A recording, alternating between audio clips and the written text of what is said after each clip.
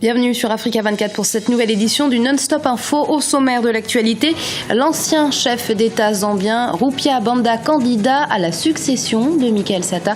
Il l'a annoncé ce lundi. La date de l'élection présidentielle n'a quant à elle toujours pas été fixée. Au Gabon, les employés de Gabon Télécom, filiale de Maroc Télécom, sont en grève depuis le jeudi 13 novembre et menacent de couper les lignes téléphoniques et Internet.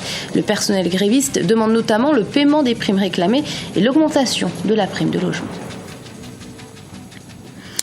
Mais tout d'abord, nouveau président de la transition au Burkina Faso. En effet, le diplomate Michel Kafando dirigera le pays jusqu'aux élections de 2015. Il a pris ses fonctions au terme d'une transition militaire de près de 3 semaines qui a suivi la chute du président Blaise Compaoré le 31 octobre. Le nouveau président a prêté serment ce mardi à Ouagadougou, la capitale burkinabé. Nous y reviendrons bien évidemment lors de notre prochaine édition.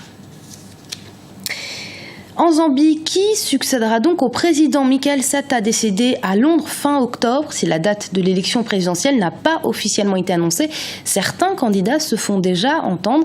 C'est le cas notamment de l'ancien chef d'État de 2008 à 2011, Rupia Banda, qui a annoncé sa candidature à la magistrature suprême ce lundi. Ibra Khadindiaye.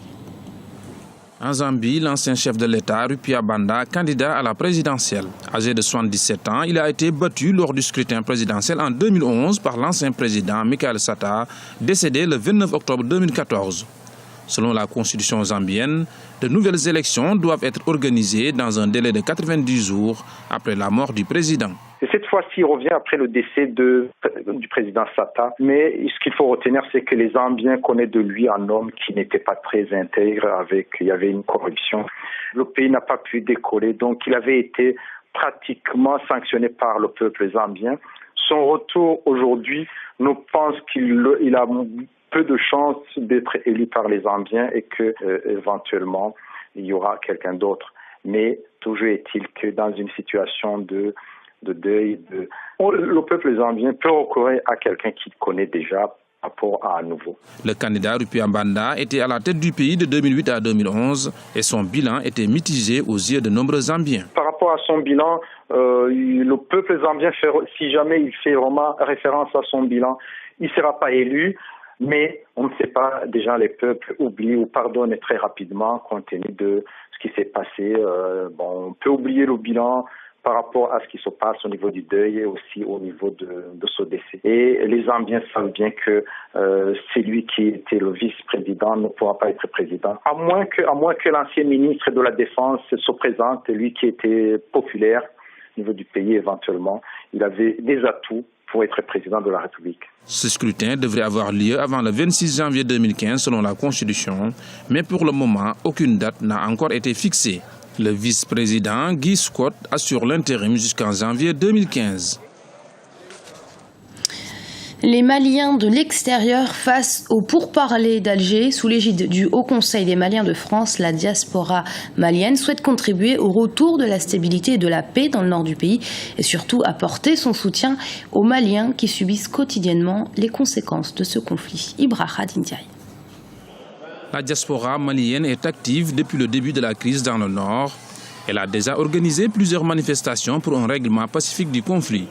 Face aux pourparlers d'Alger, le Haut Conseil des Maliens de France, après avoir consulté la communauté malienne de l'extérieur, a pris plusieurs initiatives en faveur de la paix dans cette région du Mali. La communauté a débattu des sujets, elle a exprimé des positions après l'analyse de la situation. Son avis est consigné dans un document que nous avons appelé mémorandum, que nous avons remis le samedi dernier à son Excellence l'ambassadeur du Mali en France. Dans ce mémorandum, après le constat, les propositions sont sur ce que nous avons constaté, qu'est-ce que nous proposons par rapport à ce qui est envisagé, parce qu'il est envisagé de faire des réformes institutionnelles, qu'est-ce que nous proposons pour le fonctionnement des institutions, qu'est-ce que nous proposons pour que le conflit soit résolu une fois pour toutes. Autre initiative des Maliens de France, la solidarité avec leurs compatriotes qui vivent dans des conditions difficiles depuis le début du conflit.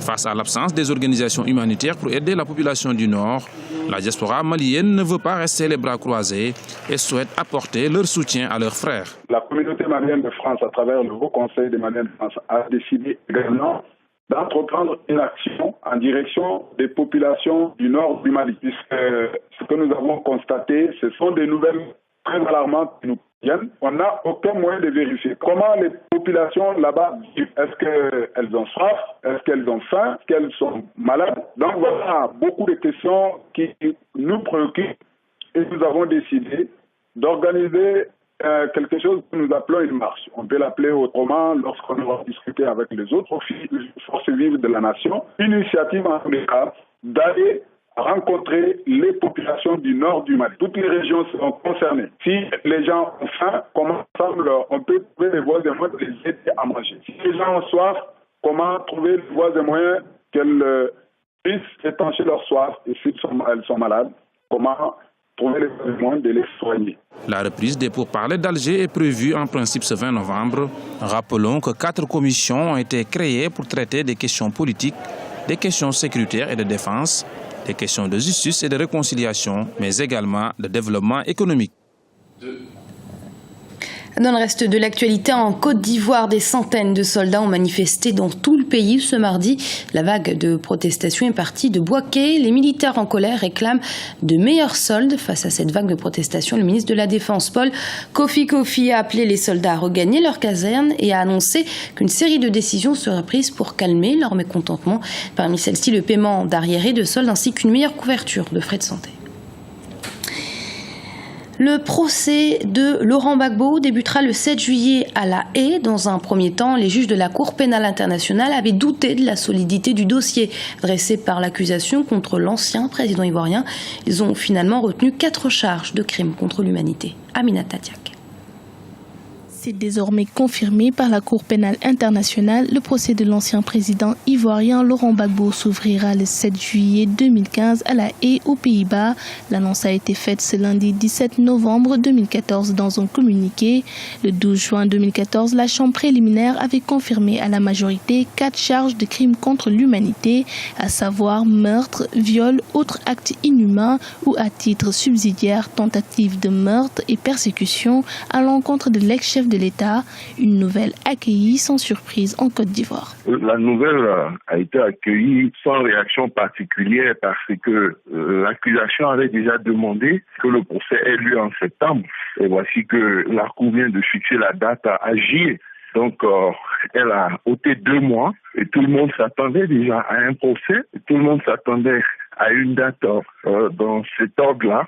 Donc, il n'y a pas eu de réaction particulière, il n'y a pas eu de surprise. Au sein de sa famille politique, la dynamique et le soutien n'auraient pas faibli, même si un schisme à l'intérieur du Front populaire ivoirien semble se dessiner après le dépôt en octobre dernier d'un acte de candidature au nom de Laurent Gbagbo à la présidence du parti par son fils Michel Gbagbo. Rien ne semble arrêter l'actuel président Pascal Affi-N'Guessan, candidat à sa succession, d'organiser le scrutin interne en décembre 2014. Relativement à la crise au FPI, ça ne devrait pas beaucoup changer les positions, puisque c'est en connaissance des causes que les uns et les autres avaient pris leur position. Pour les uns, pendant qu'il est là-bas, il faut lui donner un moyen supplémentaire de pression en le mettant à la tête du FPI. Pour d'autres, au contraire, il faut confirmer Affi-N'Guessan pour lui donner l'occasion de mener le combat en sa faveur. Donc au sein du FPI, ça n'a pas changé grand-chose et on ne sait pas si ça changera quelque chose. Emprisonné depuis 3 ans, Laurent Gbagbo, 69 ans, sera le premier ex-chef d'État à être jugé par la Cour pénale internationale. Pour sa défense, l'ancien président soutient avoir été évincé en faveur de son rival Alassane Ouattara, tandis que ses partisans dénoncent une justice des vainqueurs, car pour le moment, aucun membre du camp de l'actuel président ivoirien n'a encore été inquiété par la CPI. Au Gabon, le personnel de Gabon Télécom, filiale de Maroc Télécom, est en grève depuis le jeudi 13 novembre. La fusion, il y a 7 ans, de la maison mère et de la filiale de la téléphonie mobile a généré des différences de salaire entre les employés. Les grévistes revendiquent le respect des accords signés entre la direction et les travailleurs et menacent de couper les lignes téléphoniques et Internet. Hanan Faro.